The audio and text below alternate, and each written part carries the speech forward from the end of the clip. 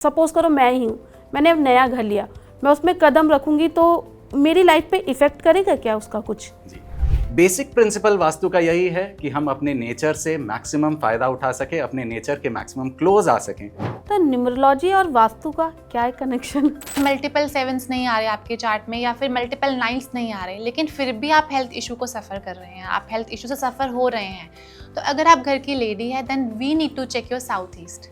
वास्तु अगर मैं अपने घर में देखूं या मेरी ऑडियंस देखे तो वो कैसे चेक करे? फर्स्ट स्टेप जो हमें करना है वो ये करना है कि घर का सेंटर आइडेंटिफाई करना है। नॉर्मली अगर स्क्वायर या रेक्टेंगुलर घर होता है तो बहुत इजी होता है, आप कदमों से ही अपना सेंटर निकाल सकते हैं। नॉर्थ ईस्ट जो है वो ईशान कोण होता है, हमारे घर का सबसे इंपॉर्टेंट डायरेक्शन होती है। रेमेडी के नाम पर है ना घर में तोड़ फोड़ का जिक्र बहुत होता है, तो आपको क्या लगता है कि वास्तु कराना है तो तोड़ फोड़ जरूरी है? इसका आंसर हाँ भी है और ना भी है। एक्चुअली ये डिपेंड करता है सिचुएशन के ऊपर। अगर आपके किचन में कुछ भी प्रॉब्लम है तो आपको फीमेल को प्रॉब्लम होता है। एल्डरली फीमेल जो होती है ना, घर में 5 फीमेल्स हैं तो जो एल्डरली फीमेल्स होंगी उनको ज़्यादा इफेक्ट करेंगी साउथ ईस्ट के डायरेक्शन में आया हुआ वास्तु दोष। कई लोगों के मुंह से मैंने सुना है साउथ की एंट्री भाई मौत का दरवाजा। साउथ की एंट्रेंस ये बताती है कि आपके घर में अगर एनर्जी का फ्लो नॉर्थ ईस्ट नॉर्थ या फिर ईस्ट से आ रहा है तो साउथ की एंट्रेंस बुरी नहीं है। कि अगर साउथ और वेस्ट की सारी एंट्रेंसेस खराब होती तो दुनिया के आधे मकान वास्तु इनऑस्पिशियस हो जाते। क्या मेरा भी जलसा जैसा अपना घर हो सकता है? 258 हमारा अर्थ एलिमेंट है। अर्थ एलिमेंट का मौजूद होना ये बताता है कि आप कुछ बड़ा काम कर सकते हैं, कुछ बड़े घर में रह सकते हैं, क्योंकि ये अर्थ एलिमेंट है।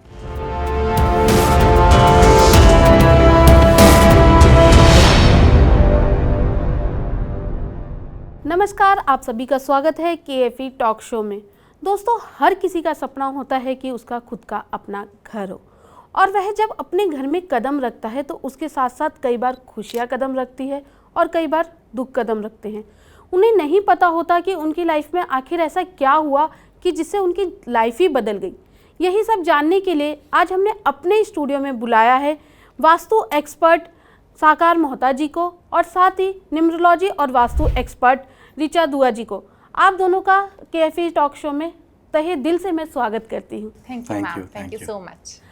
साकार जी, मेरा पहला सवाल आपसे है कि वास्तु क्या होता है और ये क्या इफेक्ट करता है सच में, कि जब आप किसी के घर में, सपोज करो मैं ही हूँ, मैंने अब नया घर लिया, मैं उसमें कदम रखूंगी तो मेरी लाइफ पे इफेक्ट करेगा क्या उसका कुछ? जी, सबसे पहले हम लोग वास्तु के डेफिनेशन को समझते हैं, वास्तु के लिटरल मीनिंग को, एक शाब्दिक अर्थ को समझते हैं। वास्तु जो है, वास्तु का लिटरल मीनिंग होता है आपका ड्वेलिंग प्लेस, आप जहाँ रहते हैं, आप जहाँ वास करते हैं, वो आपका ड्वेलिंग प्लेस हो गया, वो हो गई वास्तु। और शास्त्र होता है एक ऐसी एनसाइक्लोपीडिया, एक ऐसा कंपेंडियम, एक ऐसी बुक जिसमें आपके ड्वेलिंग प्लेस से रिलेटेड सारी जो इन्फॉर्मेशन है वो हो, वहाँ हमें कैसे रहना है, कहाँ रहना है, कहाँ क्या चीज़ बनानी है, उन सारी चीज़ों की इन्फॉर्मेशन जो है उसे हम शास्त्र कहते हैं। तो वास्तुशास्त्र हो गया एक ऐसी कंपेंडियम या एक ऐसी एनसाइक्लोपीडिया जिसमें आपके घर से एसोसिएटेड, आपके अपने प्रेमाइसेस से एसोसिएटेड सारे रूल्स बताए गए हों। तो ये वास्तुशास्त्र जो है ये भी हम पौराणिक काल से चला आ रहा है, और इसमें हमारे स्क्रिप्चर्स हैं, कई स्क्रिप्चर्स हैं जिसमें वास्तुशास्त्र का वर्णन आता है, वास्तु पुरुष मंडल का वर्णन आता है, और ये बहुत ही इफेक्टिव है। बेसिक प्रिंसिपल वास्तु का यही है कि हम अपने नेचर से मैक्सिमम फ़ायदा उठा सकें, अपने नेचर के मैक्सिमम क्लोज आ सकें, और इतना क्लोज आ जाएं कि हम नेचर के सबसे पहले तो एंटी बिल्कुल ना हो, और उसके बाद साइंटिफिक वे में हम नेचर का अपने लाइव्स में अपना फ़ायदा उठा सकें और नेचर के अगेंस्ट बिल्कुल ना जाएं। ऋचा जी, आप तो एक न्यूमरोलॉजिस्ट भी हैं, साथ में वास्तु एक्सपर्ट भी है, तो न्यूमरोलॉजी और वास्तु का क्या है कनेक्शन? न्यूमरोलॉजी एंड वास्तु आपस में इंटरकनेक्टेड है। मान लीजिए आपका बर्थ चार्ट बहुत स्ट्रॉन्ग है, आपका ड्राइवर कंडक्टर कॉम्बिनेशन बहुत स्ट्रॉन्ग है, आपके चार्ट में पावरफुल प्लैनेट्स बैठे हुए हैं, लेकिन फिर भी आपकी लाइफ में कोई प्रॉब्लम चल रही है। मान लीजिए कि एंटी कॉम्बिनेशन नहीं है आपका और मल्टीपल 7s नहीं आ रहे आपके चार्ट में या फिर मल्टीपल 9s नहीं आ रहे, लेकिन फिर भी आप हेल्थ इशू को सफ़र कर रहे हैं, आप हेल्थ इशू से सफ़र हो रहे हैं, तो अगर आप घर की लेडी है then we need to check your south east. तो अगर आपके साउथ ईस्ट में डिफेक्ट होगा then you will definitely face the health problems. अच्छा, तो जैसे अगर आपका बर्थ चार्ट अच्छा है, अगर आपकी डेट ऑफ बर्थ अच्छी है, तो भी क्या वास्तु इफेक्ट करता है आपकी लाइफ पर? Yes, definitely. जैसे हमारी बॉडी में 5 तत्व हैं, जल, वायु, अग्नि, पृथ्वी, आकाश, ठीक है, अगर वो डिस्टर्ब होंगे तो क्या होगा, हमें समस्याओं का सामना करना पड़ेगा, हमें हेल्थ इश्यूज होंगे बहुत सारे।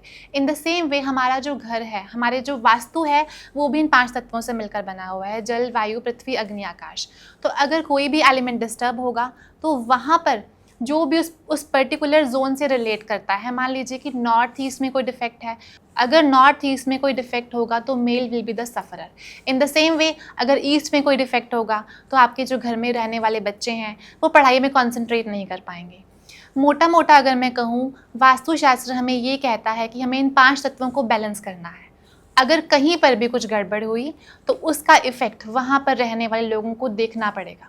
तो अगर आपका चार्ट बहुत स्ट्रॉन्ग है, बहुत अच्छा ड्राइवर कंडक्टर कॉम्बिनेशन है, लेकिन फिर भी आपको लाइफ में प्रॉब्लम्स आ रही हैं, that time we need to check the vastu of your house.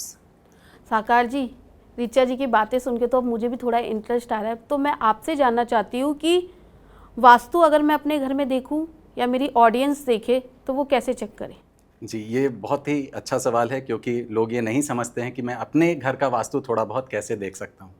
तो सबसे पहले फर्स्ट स्टेप जो हमें करना है वो ये करना है कि घर का सेंटर आइडेंटिफाई करना है। नॉर्मली अगर स्क्वायर या रेक्टेंगुलर घर होता है तो बहुत इजी होता है, आप कदमों से ही अपना सेंटर निकाल सकते हैं। Left right east west north south निकालने के लिए आप एक सेंटर निकाल लिया आपने। सेंटर पे खड़े होकर के आपको डायरेक्शंस देखने हैं। तो आपको अपने कंपास से देखना है, जहाँ 0 डिग्री दिखाएगा वो एग्जैक्ट नॉर्थ है, जहाँ 45 डिग्रीज दिखाएगा वो नॉर्थ ईस्ट है, जहाँ 90 डिग्रीज दिखाएगा वो ईस्ट है। तो इस प्रकार से पूरा 360 डिग्रीज़ में आपके सारे अलग अलग डायरेक्शंस होते हैं। तो आपको सेंटर पे खड़ा होना है और उसके बाद डायरेक्शंस देखने हैं। तो सबसे पहले आपने डायरेक्शन निकालना समझ लिया।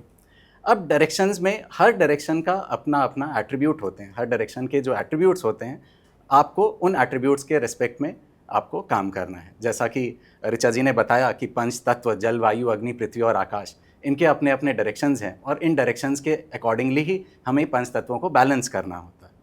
अब अगर आप खुद अपने घर का वास्तु कर रहे हैं तो 2-3 बातों को आपको ज़रूर इम्पॉर्टेंटली देखना है, और स्पेशली अगर आप नए घर को परचेज़ करने जा रहे हैं तो ये तो हमेशा करना ही करना है। जब भी आप विज़िट पे जाएं अपने नए घर को परचेज़ करने के लिए, या जब लेआउट में पसंद कर रहे हों, तो इस चीज़ का ध्यान ज़रूर रखना है। सबसे पहली बात, नॉर्थ ईस्ट को देखना है अपने घर का। नॉर्थ ईस्ट जो है वो ईशान कोण होता है, हमारे घर का सबसे इम्पॉर्टेंट डायरेक्शन होती है।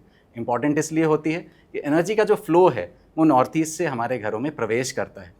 तो नॉर्थ ईस्ट को अगर आप ऐसे भी देखें, साइंटिफिकली भी समझें, तो हमारी अर्थ जो है ईस्ट टू वेस्ट मूव कर रही है, और सनरेज भी जो है इसीलिए ईस्ट से हमारा सूर्योदय होता है। और अगर आप देखें तो हमारा अर्थ जो है टिल्टेड भी है, तो इसीलिए नॉर्थ ईस्ट यानी कि जो अरुणाचल प्रदेश है इंडिया का, वहाँ सबसे पहले सुबह होती है। हमारे घरों में जो सूर्य की सबसे पहली किरण है वो नॉर्थ ईस्ट पे पड़ती है। तो नॉर्थ ईस्ट का इम्पॉर्टेंस बहुत ज़्यादा है।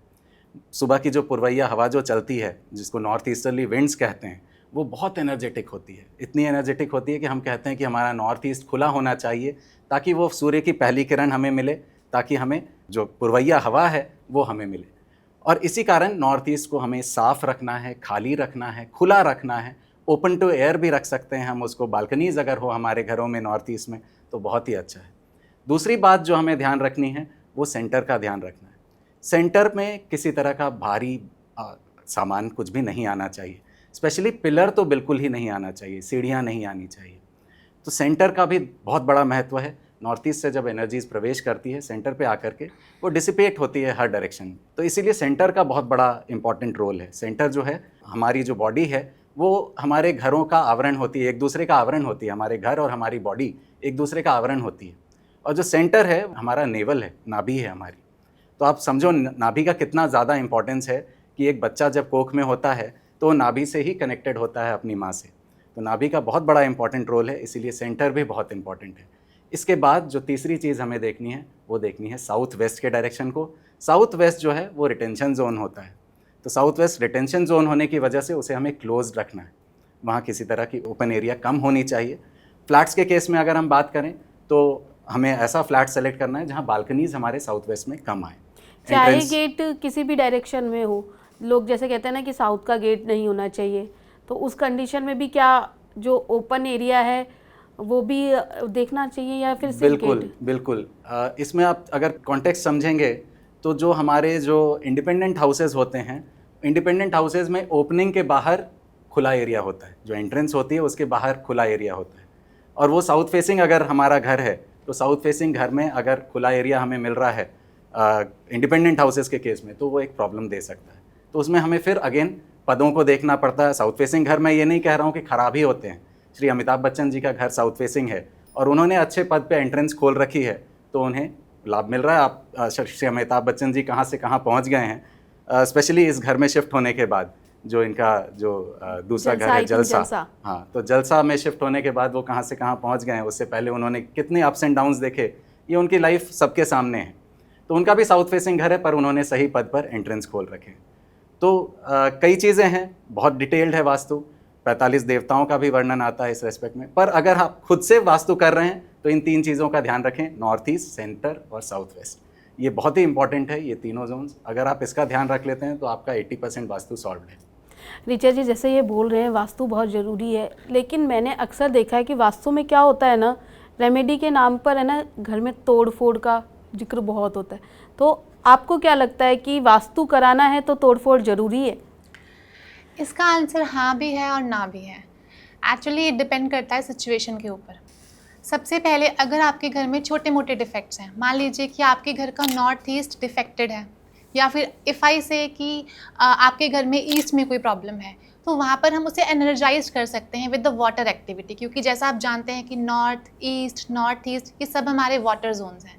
तो अगर हम यहाँ पर वाटर फाउंटेन लगा देते हैं या फिर कोई भी वाटर एक्टिविटी करते हैं तो डेफिनेटली हम वहाँ की एनर्जी को एनर्जाइज कर सकते हैं। लेकिन अगर मैं बोलूँ कि अगर आपके नॉर्थ ईस्ट में वॉशरूम आ गया है या फिर नॉर्थ ईस्ट में स्टेयर केस आ गया है, उस केस में आप क्या करोगे? अब नॉर्थ ईस्ट का वॉशरूम इज़ अ ब्लंडर। उस केस में हम क्या बोलते हैं कि आपको वहाँ से कमोड को हटाना है, ठीक है। वी कैन नॉट से कि आप शिफ्ट करिए घर को। अगर आप वहाँ से कमोड हटा सकते हैं, उस कमोड को निकाल सकते हैं, तो आप नॉर्थ ईस्ट का डिफेक्ट कम कर सकते हैं। वहाँ पे बेदिंग एरिया बना सकते हैं, बेदिंग एरिया में कोई प्रॉब्लम नहीं है। लेकिन वहाँ पर अगर कोई पिलर आ गया है, वहाँ पर अगर कोई स्टेयर केस आ गया है, that creates major problem, right. लेकिन अगर मैं छोटे मोटे डिफेक्ट्स की बात करूँ, जैसे कि अगर मैं आपको एक एग्जाम्पल दूँ, अभी रिसेंट मेरे एक क्लाइंट थे, उनका घर था, तो हमने जब उनका वास्तु विजिट किया तो उनके घर में उनका साउथ ईस्ट एक्सटेंशन में था। अब साउथ ईस्ट अगर एक्सटेंशन में होगा तो क्या होगा, क्योंकि अग्नि का जोन है, घर में कला कलेश, लड़ाई झगड़ा, and specially south east women की हेल्थ को इम्पैक्ट करता है। तो वहाँ पर जो लेडी थी उनको हेल्थ इश्यूज़ बहुत ज़्यादा रहते थे, राइट।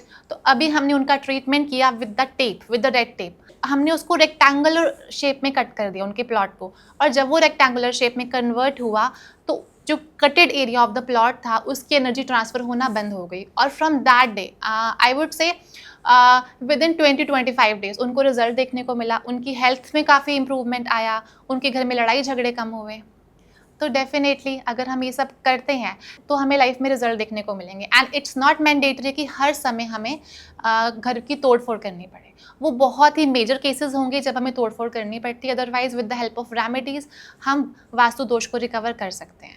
साकार जी, जैसे कि ऋचा जी ने बताया कि कुछ ऐसे भी वास्तु में दोष होते हैं जिसका कि तोड़ फोड़ के बिना कुछ गुजारा ही नहीं है, या फिर कुछ ऐसी रेमेडीज़ होती है, तो उसको प्लीज़ आप डिस्क्राइब करेंगे। जैसा कि मैंने बेसिक प्रिंसिपल बताया कि जलवायु, अग्नि, पृथ्वी और आकाश को बैलेंस करना होता है। अब अगर हम अपने घरों को देखें तो सबसे मेजर प्रॉब्लम कॉज करने वाली जो चीज़ होती है ना, वो टॉयलेट्स, किचन और सेंटर में बाहर होता है, या हम जब क्लटर कर देते हैं कहीं पर तो वो मेजर दोष क्रिएट करते हैं। अगर हम अपने स्क्रिप्चर्स को देखें तो उसमें टॉयलेट का कहीं वर्णन नहीं आता है। सिर्फ एक जगह विश्वकर्मा प्रकाश में वर्णन आता है टॉयलेट का कि साउथ ऑफ साउथ वेस्ट में टॉयलेट बनाया जा सकता है, यम और नृत्य कोण के बीच में टॉयलेट बनाया जा सकता है। पर आज के घर को अगर हम देखें तो 4 बेडरूम का फ्लैट में 6 टॉयलेट्स होते हैं। तो टॉयलेट एक मेजर दोष क्रिएट करता ही करता है। अब अगर टॉयलेट्स की बात करें तो मेजर दोष तब आ जाएगा अगर नॉर्थ ईस्ट में हमारे टॉयलेट आ जाएगा। नॉर्थ ईस्ट और नॉर्थ ऑफ नॉर्थ ईस्ट, 2 दिशाएं अगर हम 16 दिशाओं में विभाजित करें तो नॉर्थ ईस्ट और नॉर्थ ईस्ट के बीच की दिशा, ये जो दिशा है, इसमें अगर टॉयलेट आ जाएगा तो इसे हमें रिमूव करना ही पड़ेगा। तो ये एक मेजर दोष है। सेंटर में अगर किसी तरह का पिलर आ जाएगा, टॉयलेट ही आ जाएगा, तो उसे अगेन हमें रिमूव करना पड़ेगा। पर अगर रेमेडीज़ की बात करें, 6 टॉयलेट्स हैं तो सबके सब नॉर्थ ईस्ट में आ जाएं, ये संभव नहीं है। बाकी सभी जगह हम रेमेडीज़ कर सकते हैं। सिंपल रेमेडीज़ हम लोग करते हैं। सॉल्ट के बोल्स हम लोग रखते हैं टॉयलेट्स में। हम लोग टेप्स और स्ट्रिप्स का यूज़ करते हैं ताकि हम नेगेटिव एनर्जीज़ वहाँ के कट कर सकें। जो हमारी उस जोन की जो पॉजिटिव एनर्जी है वो फ्लश आउट ना हो टॉयलेट से, उसको हम रोक सकते हैं। तो इन सब के लिए बहुत सिंपल रेमेडीज़ हैं। हम टेप्स यूज़ करेंगे, स्ट्रिप्स यूज़ करेंगे, और इन टेप्स और स्ट्रिप्स के मदद से हम वहाँ की एनर्जीज़ को रोक लेते हैं और टॉयलेट के दुष्प्रभाव को से हम बच लेते हैं। पर नॉर्थ ईस्ट बहुत ही इंपॉर्टेंट जगह है। वहाँ ईशान कोण इसलिए कहा जाता है कि वहाँ से मैंने बताया एनर्जीज़ प्रवेश कर रही हैं, तो वहाँ अगर टॉयलेट होगा तो वो प्रवेश करते ही वहाँ से फ्लश आउट हो जाएंगी या वह दूषित हो जाएंगी वो एनर्जीज़, तो वो हम नहीं चाहते हैं, कभी भी नहीं चाहते हैं। तो वहाँ से हम टॉयलेट को 100% रिमूव करेंगे, बाकी जगह से हम रेमेडीज़ करेंगे। एंट्रेंसेस बड़े दोष क्रिएट करते हैं, किचन्स दोष क्रिएट करते हैं। किचन जो है वो क्या है, अग्नि तत्व है। अग्नि तत्व की दिशा यानी कि अग्निय कोण जिसको कहते हैं, साउथ ईस्ट की दिशा होती है।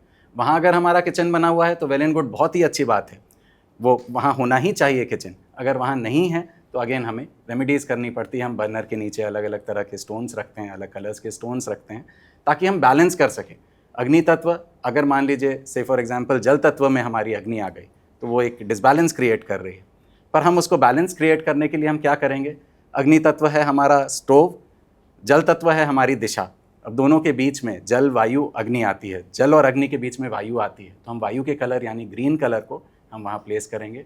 जो हमारा बर्नर है, किचन का बर्नर, उसके नीचे हम एक ग्रीन कलर का स्टोन लगाएंगे। तो इस तरह की छोटी छोटी सिंपल रेमेडीज़ हैं जो कि आप अगर ऐसे देखें तो बहुत ज़्यादा इसमें एक्सपेंसेस भी नहीं लगने हैं। जो टेप्स और स्ट्रिप्स आते हैं, बिल्कुल 15-20 रुपए के टेप स्ट्रिप्स आते हैं, उसको लगवाना होता है। और जो स्टोन्स वगैरह हमें यूज़ करना है बर्नर के नीचे, वो भी बहुत सिंपल से रेमेडीज़ हैं, और इसको करके हम 100% उन वास्तु दोषों को दूर कर सकते हैं। आपने जैसे किचन की बात की, तो मैंने सुना है कि किचन फीमेल से डेडिकेटेड होता है। अगर आपके किचन में कुछ भी प्रॉब्लम है तो आपको फीमेल को प्रॉब्लम होता है, ऐसा कुछ होता है? ऐसा नहीं है। किचन जो है अगर साउथ ईस्ट में आपके बना हुआ है, हाँ। किचन देखिए अग्नि तत्व का प्रतीक है। अगर अग्नि तत्व डिस्टर्ब होगी ना तो पूरे घर को प्रॉब्लम होगी, कैश फ्लो डिस्टर्ब होगा, लग्जरीज डिस्टर्ब होगी। साउथ ईस्ट वीनस की भी डायरेक्शन होती है, लग्जरीज डिस्टर्ब होगी, आपके कैश फ्लो डिस्टर्ब होंगे, आपके रिलेशनशिप्स डिस्टर्ब होंगे, आपकी हेल्थ डिस्टर्ब होगी, स्पेशली आपका डाइजेस्टिव सिस्टम। घर में किसी को भी प्रॉब्लम आ सकती है। पर हाँ, जैसा ऋचा जी ने कहा कि साउथ ईस्ट की डायरेक्शन फीमेल को ज़्यादा इफेक्ट करती है, और ये बिल्कुल सच बात है। और एल्डरली फीमेल जो होती है ना, घर में 5 फीमेल्स हैं तो जो एल्डरली फीमेल्स होंगी उनको ज़्यादा इफेक्ट करेंगी साउथ ईस्ट के डायरेक्शन में आया हुआ वास्तु दोष। तो साउथ ईस्ट में किचन 100% होना चाहिए। पर ये हमें देखना है कि अगर किचन की प्रॉब्लम है तो ऐसा ज़रूरी नहीं है कि सिर्फ फीमेल मेंबर को ही इफेक्ट करे, वो घर में किसी को भी इफेक्ट कर सकती हैं और घर के पूरे ओवरऑल कैश फ्लो को डिस्टर्ब कर सकती है, लग्जरीज को डिस्टर्ब कर सकती है। मुझे हेल्थ का तो पता नहीं, बट मैं नहीं चाहूँगी मेरे घर में कैश फ्लो कम। बिल्कुल। ऋचा जी, मेरा आपसे ये सवाल है कि क्या कहते हैं कि साउथ की जो एंट्री होती है, कई लोगों के मुंह से मैंने सुना है साउथ की एंट्री भाई मौत का दरवाज़ा, तो ये क्या सच है? सोनी जी, आप मुझे ये बताइए, अगर साउथ की एंट्री इतनी डेंजरस होती तो south Delhi, south Mumbai, south India इतना रिच क्यों होता, इतना प्रॉस्पेरस क्यों होता? तो ये कम्प्लीटली मिथ है कि साउथ की एंट्रीज बुरी होती हैं। हाँ, कुछ जोन्स ऐसे होते हैं जो बुरे होते हैं, लेकिन सारी एंट्रीज साउथ की बिल्कुल बुरी नहीं होती। ठीक है, अब इसको मैं एक एग्जाम्पल की हेल्प से समझाऊंगी। अगर हम बात करते हैं फ्लैट सिस्टम की, मान लीजिए आपने फ्लैट लिया है, तो आपके फ्लैट की एंट्रेंस साउथ एंट्रेंस है, लेकिन आपके घर में ईस्ट में, नॉर्थ में या नॉर्थ ईस्ट में बैल्कनीज आ रही है, जहाँ से आपके घर में एनर्जी का फ्लो आ रहा है, हवा का प्रवेश हो रहा है, तो कोई प्रॉब्लम नहीं है। लेकिन वहीं अगर हम बात करें इंडिपेंडेंट फ्लोर्स की, तो उस केस में क्या होता है, आपने साउथ फेसिंग का घर ले लिया, तो वहाँ पर जो कंस्ट्रक्शन होगी वो नॉर्थ में होगी, राइट? तो आपने पूरे घर की नॉर्थ में कंस्ट्रक्शन कर दी, आपका ईस्ट ब्लॉक हो गया, आपका नॉर्थ ईस्ट ब्लॉक हो गया, यानी कि आपके घर में एनर्जी को इनलेट करने के लिए कोई प्लेस ही नहीं मिला। देन उस केस में साउथ की एंट्रेंस बुरी है। तो हमें साउथ की एंट्रेंस ये बताती है कि आपके घर में अगर एनर्जी का फ्लो नॉर्थ ईस्ट, नॉर्थ या फिर ईस्ट से आ रहा है तो साउथ की एंट्रेंस बुरी नहीं है। साउथ की एंट्रेंस में भी कुछ दिशाएं ऐसी होती हैं, अगर हम उसे खोल दें, यानी कि अगर S3 S4 की एंट्रेंस खोल देते हैं तो वो हमें बहुत अच्छा रिजल्ट देती है, राइट? S3 S4 क्या, मुझे नहीं समझ में आया। लाइक अगर मैं साउथ की डायरेक्शन की बात करूं तो S1 S2 S3 S4 S5 ऐसे करके जोनिंग रहती है साउथ की डायरेक्शन की भी, तो उसमें S3 और S4 की एंट्रेंस बहुत अच्छी होती है। तो अगर हमारे घर की साउथ की एंट्रेंस है और अगर हम S3 और S4 की एंट्रेंस खोल देते हैं तो वो आपको बहुत प्रॉस्पेरस भी बनाती है। तो इन ऑल केसेस ऐसा नहीं है कि साउथ की एंट्रेंस बुरी है। अगर आपके घर में एनर्जी का इनलेट प्योर दिशाओं से हो रहा है, जो कि नॉर्थ, नॉर्थ ईस्ट और ईस्ट है, then there is no problem in the south entrance. But अगर आपके नॉर्थ, नॉर्थ ईस्ट या फिर ईस्ट ब्लॉक हो रहे हैं, then there is a big problem in your house that we need to consider. Sakar ji, जैसे कि मैम ने बताया कि क्या कहते हैं कि साउथ कि जो साउथ डायरेक्शन बुरा डायरेक्शन नहीं है। तो लेकिन मेरा एक क्वेश्चन ये है, लोग कहते हैं साउथ वेस्ट बहुत डेंजरस है, वहाँ पर अपना मेन गेट नहीं होना चाहिए। अब फ्लैट है, फ्लैट में तो भाई बिल्डर देखेगा नहीं कि साउथ वेस्ट है या साउथ है या ईस्ट है या वेस्ट है, तो उस कंडीशन में हम लोग फ्लैट का वास्तु कैसे देखें? कुछ डिफरेंसेस आ जाते हैं फ्लैट के रेस्पेक्ट में और इंडिपेंडेंट हाउसेज़ के रेस्पेक्ट में। जैसे मैंने पहले भी बताया कि अगर साउथ और वेस्ट की सारी एंट्रेंसेस ख़राब होती तो दुनिया के आधे मकान वास्तु इनऑस्पिशियस हो जाते। तो जैसा तो नहीं है, क्योंकि साउथ में आपने अभी ऋचा जी ने बताया ही कि साउथ, हर सिटी का साउथ, इंडिया का साउथ प्रॉस्परस ज़्यादा है। तो दैट इज़ बिकॉज साउथ हमारा रिटेंशन जोन होता है। अब साउथ रिटेंशन जोन होना, साउथ वेस्ट रिटेंशन जोन होना, साउथ और वेस्ट की जो जोन होती हैं, नॉर्थ ईस्ट से एनर्जी प्रवेश की और साउथ और वेस्ट में रिटेन करना है हमें एनर्जी को, तो वहाँ हमें ओपनिंग्स कम देनी होती है। अब इंडिपेंडेंट हाउसेस के केस में क्या होता है, जहाँ ओपनिंग होगा वहाँ ओपन एरिया हो जाएगा, तो अगेन एनर्जी का रिटेंशन नहीं होगा। वही फ्लैट्स के केस में क्या होता है कि आपके गेट के बाहर बहुत ज़्यादा ओपन एरिया नहीं होता है, 2 फुट 3 फुट की गैलरी होती है, सामने दूसरे वाले का दरवाज़ा होता है। Although energy exchange south west से हो रहा है, आप आ रहे हैं जा रहे हैं, आपका सामान आ रहा है जा रहा है, साउथ वेस्ट से एनर्जी एक्सचेंज हो रही है, पर फिर भी फ्लैट्स के केस में मैंने पाया है कि साउथ वेस्ट की एंट्रेंस उतनी प्रॉब्लम नहीं देती जितनी इंडिपेंडेंट हाउसेज में देती है। और जैसा कि ऋचा जी ने बताया कि फ्लैट्स के केस में भी आजकल बिल्डर्स बहुत ध्यान देने लगे हैं। हम बिल्डर्स के साथ भी काम करते हैं और हम काम करने के क्रम में उन्हें बताते हैं कि आप साउथ में एंट्री बनाओ, आप S3 और S4 के पद में बनाओ, जो कि वितस्ता और गृहस्पत्य देवता के पद हैं। उन देवताओं के पद पे अगर आप एंट्री बनाते हो तो आपके नेम एंड फेम को कोई रोक नहीं सकता है। आप श्री अमिताभ बच्चन जी का मैंने एग्जाम्पल दिया, उनका अभी जो घर है उसमें S3 S4 की एंट्रेंस बनती है। आप उसको गूगल मैप्स पे देखो, एग्जैक्ट साउथ के लेफ्ट साइड में, आप सेंटर पे अगर खड़े होकर के सेंटर पे आप पॉइंट करो और साउथ देखो आप गूगल मैप्स पे, उनके सैटेलाइट व्यू में उनके लेफ्ट साइड में एंट्रेंस खुली हुई है, जो थोड़ी सी साउथ ईस्टर्न साइड में लगती है। तो वो एंट्रेंस, उनका नेम एंड फेम क्या है और क्या नहीं है, वो सब जग जाहिर। ऋचा जी, आप तो न्यूमरोलॉजी से भी रिलेटेड करती है, तो मेरा सवाल आपसे ये है कि क्या मेरा भी जलसा जैसा अपना घर हो सकता है? डेफिनेटली कुछ चीज़ें हैं जो हमें देखनी पड़ेगी कि आपके चार्ट में प्रेजेंट है या नहीं। अगर आपके चार्ट में नंबर 5 और नंबर 6 दोनों प्रेजेंट हैं, राइट, और साथ ही साथ आपके चार्ट में 258 का लाइन भी कंप्लीट हो रहा है, तो डेफिनेटली आपका घर बहुत बड़ा बन सकता है, राइट, क्योंकि 258 हमारा अर्थ एलिमेंट है। अर्थ एलिमेंट का मौजूद होना ये बताता है कि आप कुछ बड़ा काम कर सकते हैं, कुछ बड़े घर में रह सकते हैं, क्योंकि ये अर्थ एलिमेंट है। और वहीं नंबर 5 और नंबर 6 लग्जरीज़ के नंबर हैं, ये आपको लग्जरीज़ देंगे आपको लाइफ में। और साथ में 258 प्रेजेंट है तो आपको धरती का सुख मिलेगा। तो अगर आपके पास ये प्रेजेंट है तो डेफिनेटली आपका बहुत बड़ा घर हो सकता है। लेकिन अगेन मैं फिर से बोलना चाहूँगी, मेहनत का कोई सब्स्टिट्यूट नहीं है। अगर आप मेहनत नहीं करेंगे, चाहे फिर आपका ड्राइवर कंडक्टर बहुत पावरफुल हो, आपके पास सारे नंबर्स प्रेजेंट हो, फिर भी आप कुछ नहीं कर सकते। तो मेहनत के बिना लाइफ में कुछ नहीं मिल सकता। अब मेहनत करते हैं, और अगर 5 और 6 प्रेजेंट हैं एंड 258 का लाइन कंप्लीट हो रहा है तो डेफिनेटली एंड डेफिनेटली आप बहुत बड़ा घर बना सकते हैं। अच्छा, मैंने आपका एक वीडियो देखा था, उसमें आपने 5 नंबर को मास्टर की बताया था। Yes. तो ये क्या राज है? नंबर 5 बहुत पावरफुल नंबर है।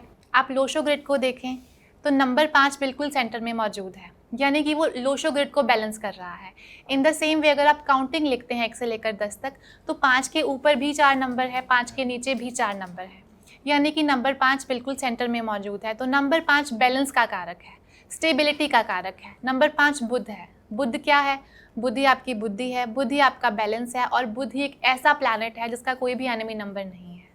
बहुत प्यारा नंबर है, और अगर आपके चार्ट में मौजूद है और अगर वो मूलांक और भाग्यांक से आ जाए तो वो और भी पावरफुल हो जाता है, राइट। तो अगर नंबर 5 प्रेजेंट है then your birth chart is very strong and success is sure for you and you have the power to bounce back.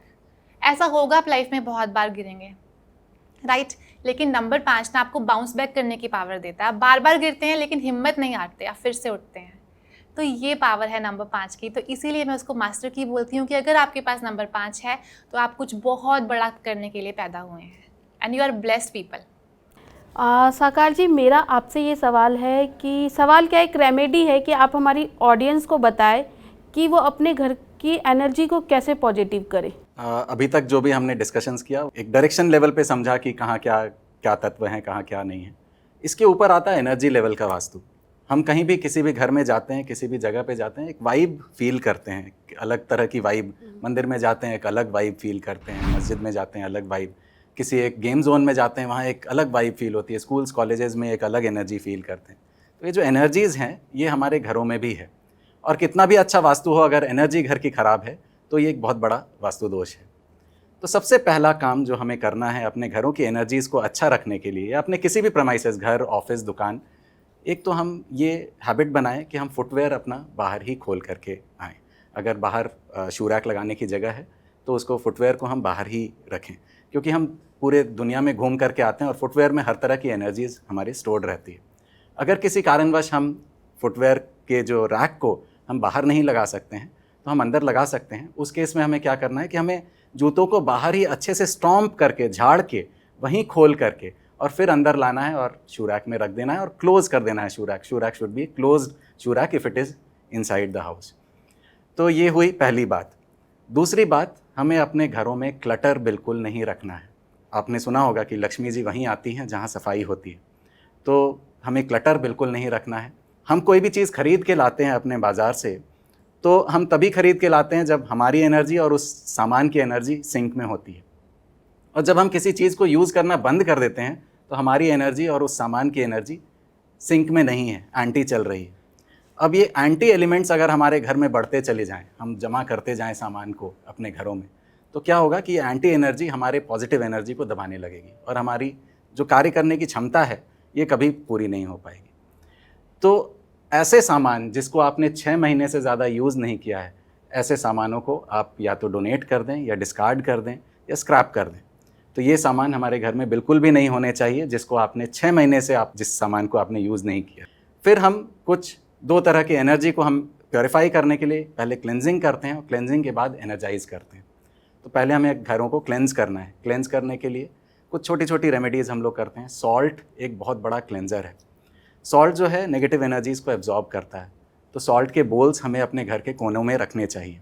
Natural salt अगर हम यूज़ करते हैं तो वो ज़्यादा अच्छा है। सेंधा नमक या रॉक सॉल्ट जिसको कहते हैं, या सी सॉल्ट, ये हम यूज़ करते हैं तो ज़्यादा अच्छा है। तो ये नेगेटिव एनर्जीज़ को एब्जॉर्ब कर लेंगे। और हर सैटरडे टू सैटरडे अगर आपको लगता है नेगेटिव एनर्जीज़ ज़्यादा हैं तो हर 2 दिन 3 दिन पे इस सॉल्ट को फ्लश आउट कर देना है और नया सॉल्ट रख देना है, क्योंकि सॉल्ट को एनर्जी एब्जॉर्ब करने की एक क्षमता है, वो एब्जॉर्ब कर ले, उसके बाद उसको फ्लश आउट कर देना है। इसके बाद हम mustard seeds, yellow mustard seeds का यूज़ करते हैं, ये भी एक बहुत बड़ा क्लेंजर है। फिर अगर एनर्जाइज़र्स की बात करें तो कई तरह के एनर्जाइज़र्स हम यूज़ करते हैं। हम कपूर यूज़ करते हैं, भीमसेनी कपूर यूज़ करते हैं एनर्जाइज़ करने के लिए घरों को। एनर्जाइज़ करने के लिए हम अगर अपने घरों में किसी मंत्र का उच्चारण करवाएं, एक आजकल तो साउंड बॉक्स आते हैं, ओम का उच्चारण करवाएं, गायत्री मंत्र का उच्चारण करवाएं, तो ये एनर्जी को मल्टीपल फोल्ड्स इम्प्रूव करती हैं। तो डायरेक्शनल लेवल पे तो हमें सब कुछ देखना ही है कि नॉर्थ ईस्ट खुला रहे, साउथ वेस्ट बंद रहे, पर इसके अलावा हम अगर ये उपाय, छोटे छोटे उपाय करते हैं तो हमारे घर में एनर्जीज़, सबसे पहले तो हम रोक ही देंगे नेगेटिव एनर्जीज़ को आने से। अगर आ भी जाएं तो हम ये क्लेंजिंग और एनर्जाइजिंग दोनों का काम हम घर के छोटे छोटे सामानों से हम ये कर सकते हैं।